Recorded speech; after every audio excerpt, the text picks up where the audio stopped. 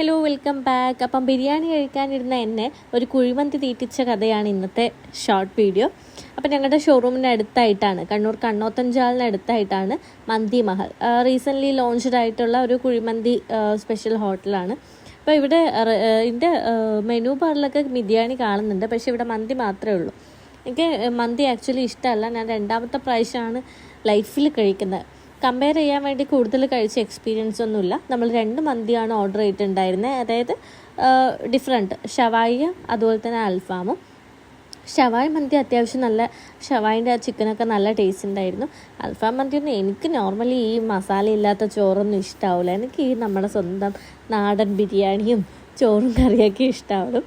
അപ്പം ഞാൻ അഡ്ജസ്റ്റ് ചെയ്ത് കഴിച്ചിരുന്നു. അൽഫാമൊക്കെ ഇഷ്ടം തന്നെയാണ്, എന്നാലും എനിക്ക് വലിയ താല്പര്യമില്ല ഈ മയോണൈസും ചോറൊന്നും തിന്നുന്നതിൽ.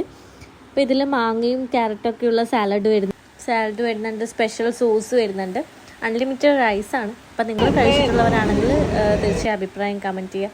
Thank you.